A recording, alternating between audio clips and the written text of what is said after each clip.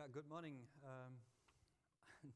I was just wondering how we respond to the topics from General Motors, and I was quickly thinking about the quality aspect of the solution, and I was wondering, did we do anything on the quality? And the answer is absolutely yes, and it actually comes with the cloud investment, let's say. If you think about on-premise and cloud solutions, the cloud solutions by definition have a very high standard and need to have a very high standard. And that's basically also what we see more and more, that we work on this. And I think one part of my presentation is actually sharing the roadmap with you. We will actually look into some areas which are coming up actually next month. And I will also, let's say, point you to some elements, let's say, of the roadmap in 30 minutes, which is quite a challenge, obviously, because there are a lot of things to talk. And I think the ability for SAP, let's say, to listen to our customers is increasing tremendously. And I think one of the actions you see right now, we are here, let's say, have a lot of customer meetings, discussions, and things like that. And really looking forward to your feedback also in all aspects, let's say, not only the solution itself, the product, the coding, but also the delivery aspects, maintenance, all those kind of things. So what I wanted to do is basically refer back to the presentation from Stefan and Holger, actually yesterday. And I think one of the elements, let's say, which we are always looking at is we need to be a little bit ahead of our customers, because that's, I think, also what you want actually from us and expect from us is like when you see a trend, dear SAP, make sure whenever I'm actually at this point where I need, let's say, maybe to establish a new business process, a new idea, that the solution is already supporting it. And that's really what we're trying to do. And you see here on the right hand and the left hand side, the World Economic Forum, let's say, with the trends, the digitalization and things like that. And that's, as an example, a starting point for us to understand, so what would we need to do for our solutions to fulfill those kind of trends? What I wanted to do, and this is what you see on the right-hand side, is actually focus my presentation on S/4HANA, the digital core, and also talk a little bit about selected solutions, let's say my pick, if you like, of things, let's say, which we are working on, which we want to drive forward, which we want to actually have your feedback on as well. So yesterday you saw that slide, let's say, about the S/4HANA Enterprise Management, the digital core, this blue thing, right? This slide is very good, but it immediately creates a lot of questions, because some solutions reach into the core, and that normally drives a lot of questions like, do I get the same thing what I have today, maybe in Business Suite with S/4HANA? What is still in? What is out? What will change, right? For all the elements you see on this slide, we do maintain, and they're already publicly available, roadmap presentations. Roadmap presentations do actually present always three things, which is the present solution, things you have, the planned, which you can buy today, the planned solution, let's say, which is a near-term, maybe 1 year kind of horizon, and future aspects where we say, we know it's coming, we need to think about that, but we're also absolutely open for customer feedback, let's say, going forward. So really important is, if you think about the future of automotive or automotive solution, and we do know that S/4HANA is a big topic, a lot of discussions, please take away that from this slide that we do maintain, we do have the roadmaps already available for you today, publicly available.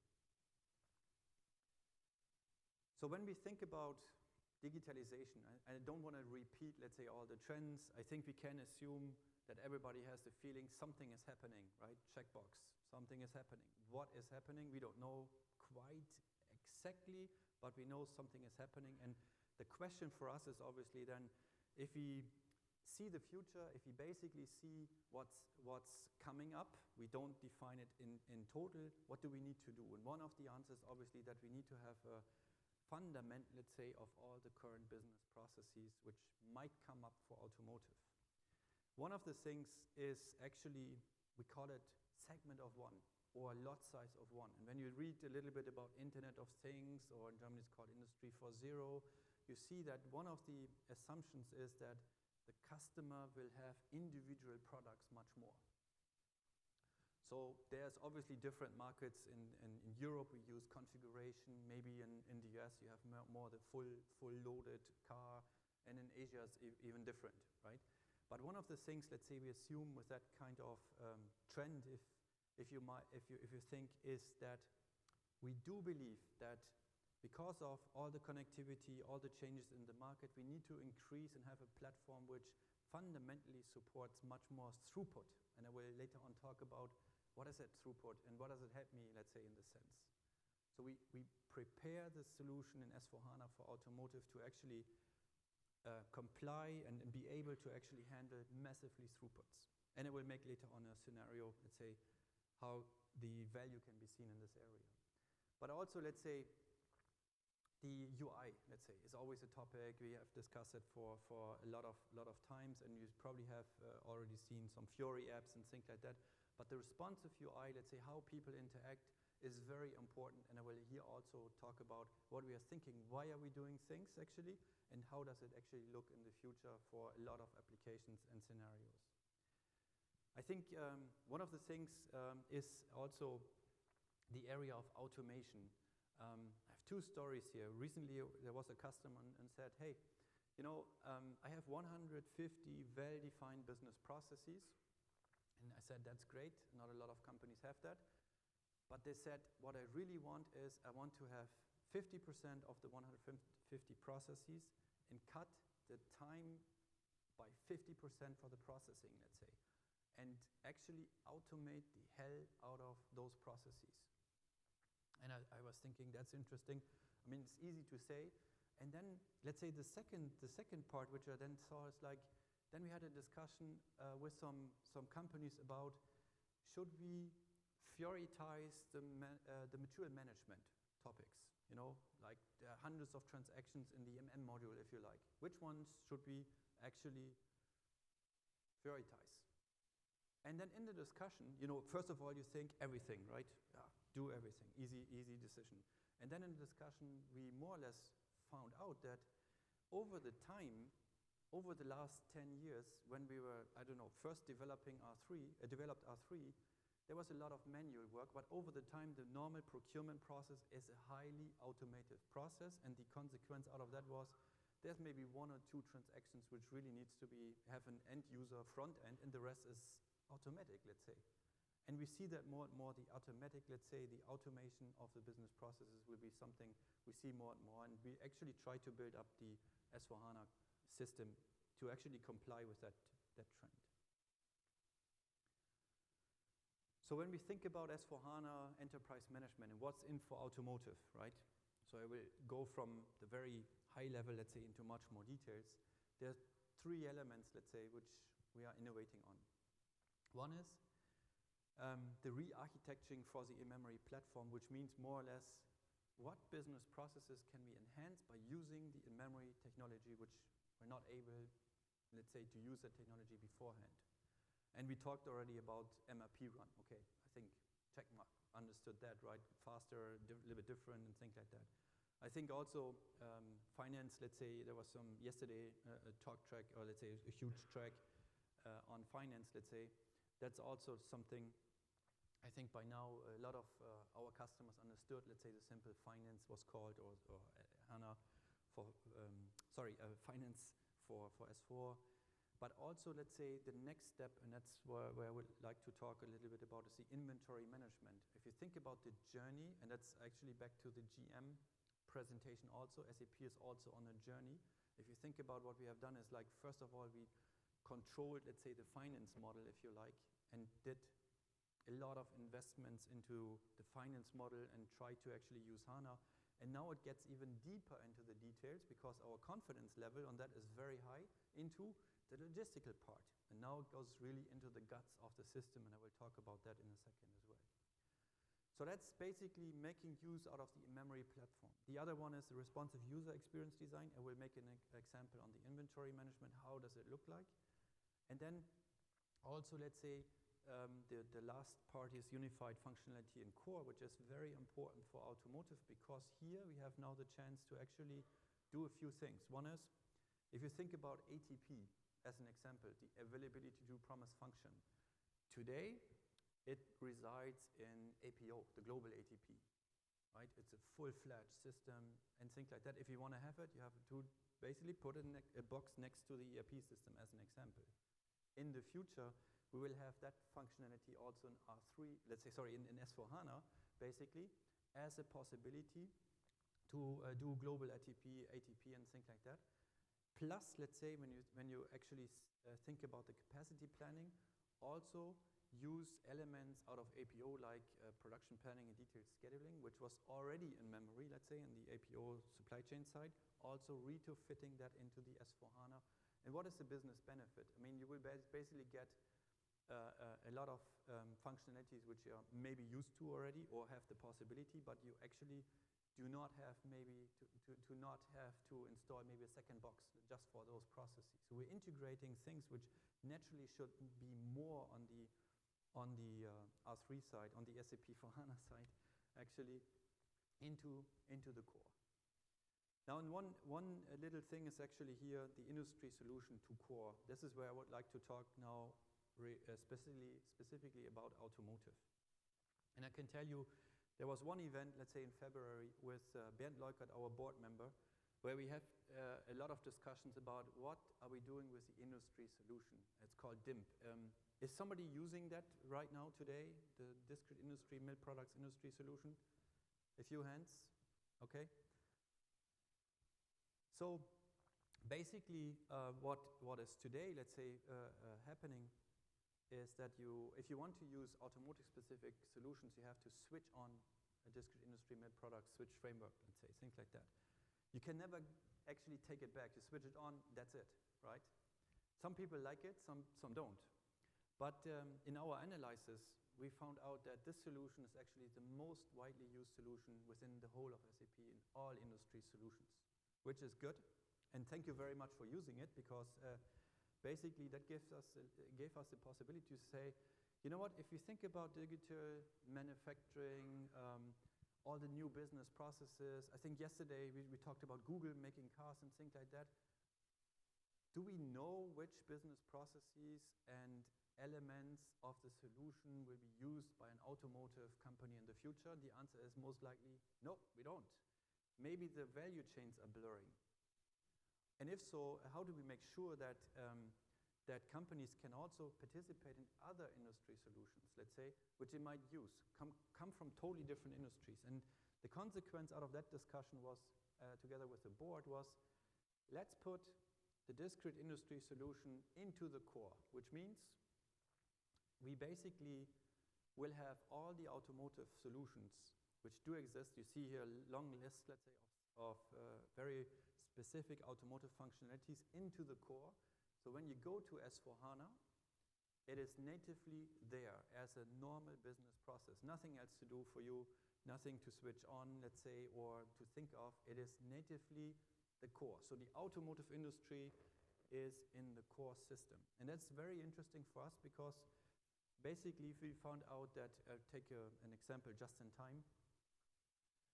We have probably in just in time, just in sequence, 1/3 of our install base are really automotive companies like OEMs, suppliers, and the rest is the ecosystem of the automotive companies, which is, for instance, we have a very large chemical company using just-in-time and just-in-sequence, which basically feeds obviously into the OEM systems and things like that. Some companies, because of that, had to put up 2 systems, one core, whatever they have done, and a DIMP solution. That's all going away, let's say, with that decision. Plus, let's say, it actually opens up a new way of innovation, let's say, in this sense for us. So that's the first very interesting topic from my point of view.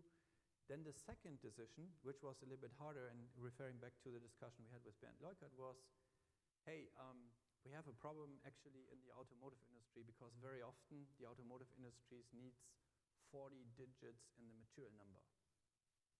We have a solution for that. It's called Llama. Yeah, to switch it on, let's say, and you get some pluses and some minuses with that. And then there was one sentence, let's say, in this board meeting, which was, if you don't change the system in S4HANA now, you will never do it again, because the customer will not migrate 2 times or 3 times or whatever. So good news is for everybody, let's say, who has a need on 40 digits, the S4HANA system will come natively with a 40-digit material number, which is you cannot believe, let's say, our engineers were really nervous when we made the decision in the system. You know, changing 18 to 40 this is really hardcore data model changing, and everything explodes in the system right from the start, and you know it, right? Good news is, after a lot of sweating and I don't know, crying and whatever, they made it. That's really good. And so good news is also for the automotive industry, who has basically a higher need, as the automotive, aerospace, and defense actually have a higher need on those kind of applications that is natively in S/4HANA 40 digits, which helps a lot in system integration between ERP, CRM, and things like that. So done for automotive.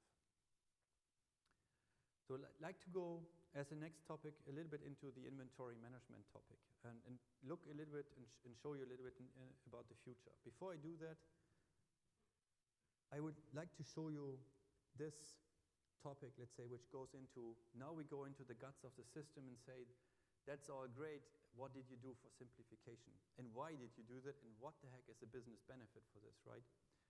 For the experts in the crowd, let's say, this is cryptical tables, right? It's like, what is that, right? But this is how the system really looks like in the inventory management area, let's say right now. It's like a lot of tables, historically, let's say grown and things like that. Those tables do a lot of aggregation, indices, and whatever. We said, can we simplify that?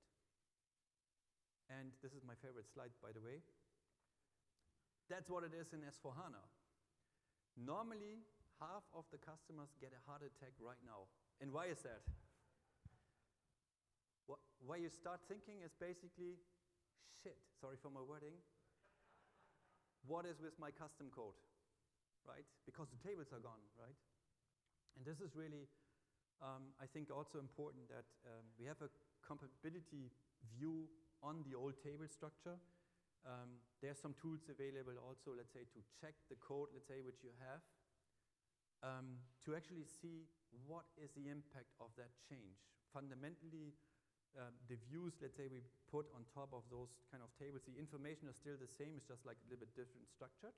And I tell you also why we did it. Can be still, let's say, checked. I need to say, sorry, I mean, I'm from development, not from sales, so I have a lot of customer contacts, and for me, it was always a non-event, let's say, when we have this kind of situation when the customer really checked the custom code. There were probably 5% of the solutions did not run very well, and the 95% was just running as before, let's say. But this kind of check, let's say, if you would like to go from your business suite into the future, actually enables also a lot of possibilities, because when you do that, you have the need to check your custom code, right? And as you might know, I mean, we have a lot of tools, let's say, available, the custom code lifecycle management, for instance, to get an overview on what do I have, let's say, in my pocket, what do I have in my system, and actually can reduce, let's say, with that preparation when you do a migration, as an example, also the custom code, if you like, right? There are certain tools available actually today which help you, let's say, to find out if you have a problem or not, right? Tools you might know is the code inspector or the other test workbench, for instance, who help you with that. So why is that important, right? Normally you say, I don't care what you do with the systems here, right? Things like that. And here, actually, Stefan will like me for that slide, because that's a really development slide. This is really only one part, let's say, which I show. The system basically is actually also simplified in a lot of other areas. It scares you probably a little bit more.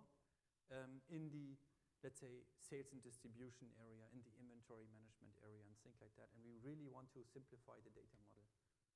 That's really what's happening in S/4HANA, reduce the memory footprint and things like that.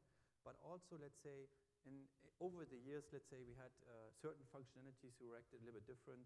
Also look into, we call it principle of one.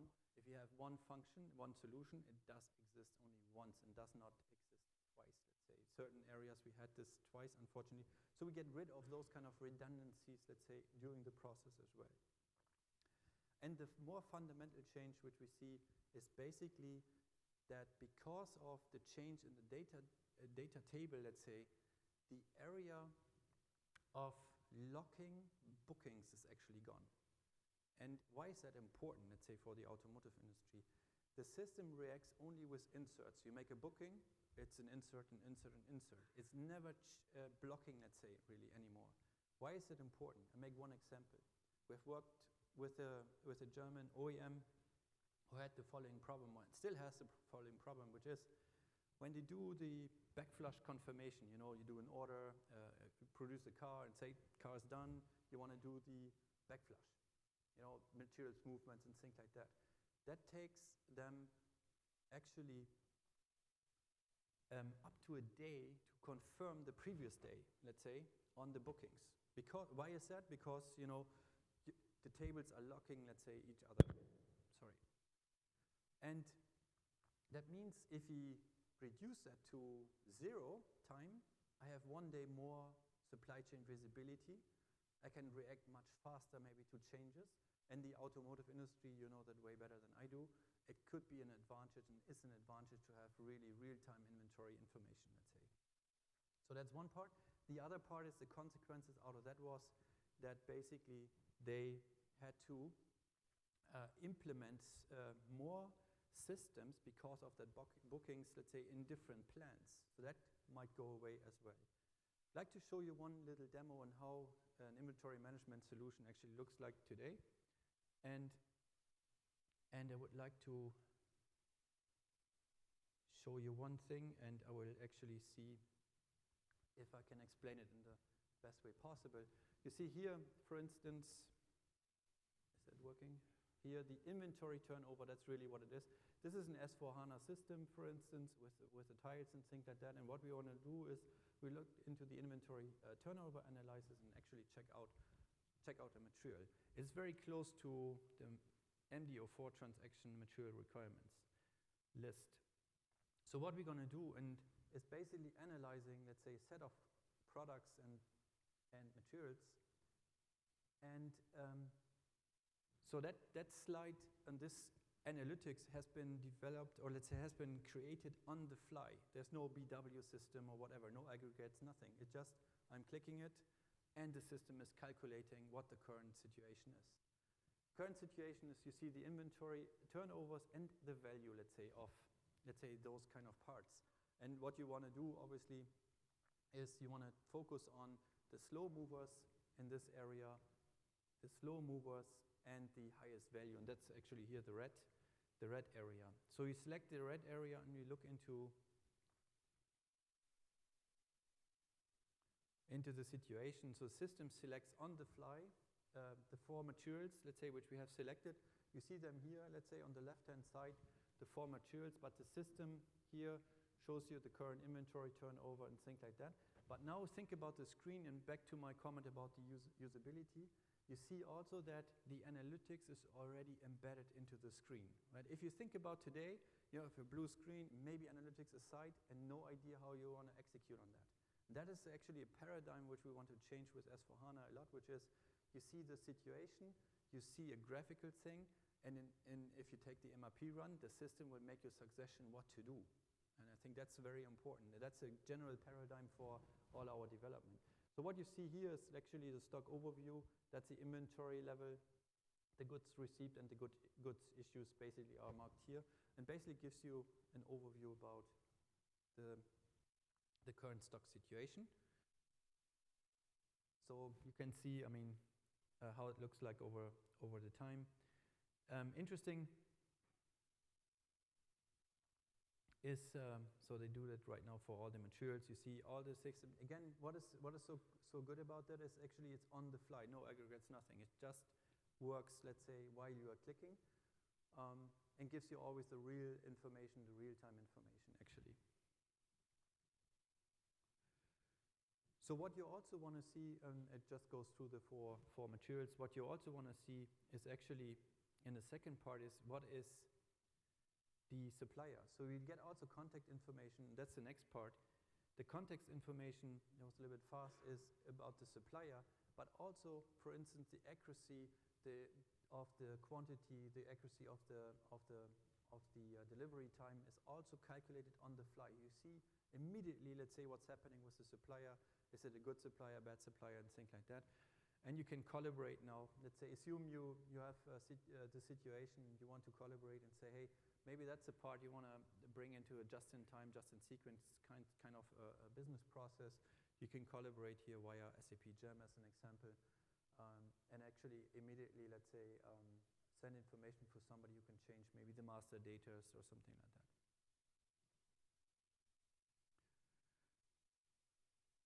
Okay.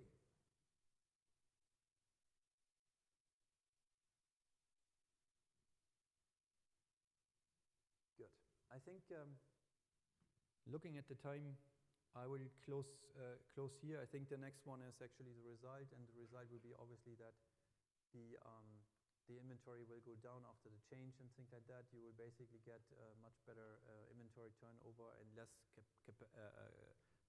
value is bound, let's say, in the stocks and in the inventory, and you can see that here as well, real time.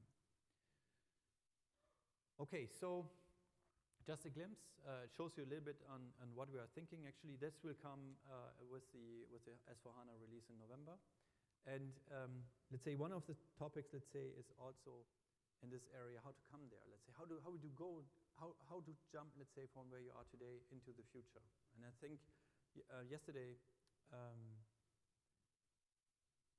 Stefan and Holger were talking about this one, and obviously there are some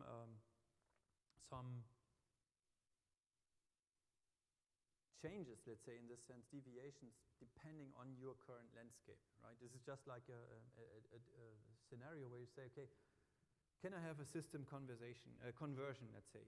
Do I need to do a landscape transformation? That could be a difficult thing, and actually also net new system installations can be different. What is the difference? You see here that those landscape transformations can also go into, for instance, the cloud area. So there are two options, right? The interesting part is the S/4HANA code line is the same for the cloud and for the on-premise. So it's one code line, let's say, which basically brings me back to the quality. The quality in general will be much higher in S/4HANA than maybe in Business Suite, because of the cloud qualities are much higher, and we actually have to comply with that. So the big discussion normally with customers we have is how do we basically bring this solution landscape from here to the future. And I would like to say that we have a special program around this, like it's called SAP Activate, how to move, let's say, from left to right. And I think, let's quickly focus on system conversion. And what it is, let's say, SAP is providing the tools, let's say, to do a system conversion in a much more convenient way. And I mean, there are fundamentally 5 steps you need to do. One is you need to upgrade to the SAP Application Server 7.5. Then more or less migrate to the SAP HANA database. Then install the SAP HANA application, install the Fiori if you like it, and actually do the data migration from your old system into the new world. And we have in the software update management tool, SUM, maybe you're familiar with that, also a specific tool which is called DMO, which basically allows you to do that in one step, let's say. And it's very, very convenient to actually not, let's say, bring you into a situation where we basically have you to, I don't know, upgrade this system, upgrade the database, and upgrade this before we really move over. So I really recommend you to look into this new tool, because also the migration is much easier, let's say, in this sense. There's a cookbook available. There's a detailed cookbook, what to do, and let's say in which sequence. Tons of tools are available, let's say, to do that. I would like to also say one last comment is basically that if you think about maybe using S/4HANA in a new scenario, let's say brand new greenfield kind of thing, maybe, I don't know, subsidiary or something like that, the S/4HANA system comes fully loaded with the best practices, for instance. Fully loaded means all the best practices which are available are already in the system. The configuration also to a certain extent is more like with a question and answer scenario, let's say, sometimes customizable. And that's also, if you think about the solution has much more content, let's say, the S/4HANA solution in the future, and will help actually a lot with net new customers or net new installations. Okay, so my last slide is actually the digital core process. So I was focusing a little bit of S/4HANA. I hope that you understood, let's say, or could see a little bit that S/4HANA for automotive is ready actually next month. It has much more functionalities in there. The core automotive functionalities are in core, ready to use. We reduce the footprint, let's say, in the core system. But also, let's say, we are also working around the solution, let's say, on topics like configure, price, and quote, with the hybrids integration and variant configuration. That's basically later on a presentation also here on this topic. We're also working and thinking about enhancing the just-in-time, just-in-sequence solution in core, let's say. I'm open for discussion also here because I'm still looking for some customers who have interest in having a meaningful discussion on just-in-time, just-in-sequence. I think also we have invested a lot in service parts management. I just wanted to say how important service parts management is, and I made, actually, I lost my my notes. We're focusing right now on high volume, let's say. We have a lot of, one big OEM actually using the service parts management for high volume spare parts management, let's say. And this is really interesting. We are in prime time on that solution. If you want to have some more conversations on that one, I'm very interested in following up with you. And then yesterday we talked about warranty management as well. So it gives you a little bit of surrounding solutions also, especially for automotive, especially integrated into S/4HANA. With that, I would like to thank you very much. I know there was a challenge to run through a roadmap in 30 minutes. It's a tough thing, but I basically would like to say we're absolutely open to have any kind of discussions about the current landscape, how you move into S/4HANA, what is the business benefit, what is the technical requirement, and things like that. With that, I would like to close and thank you very much.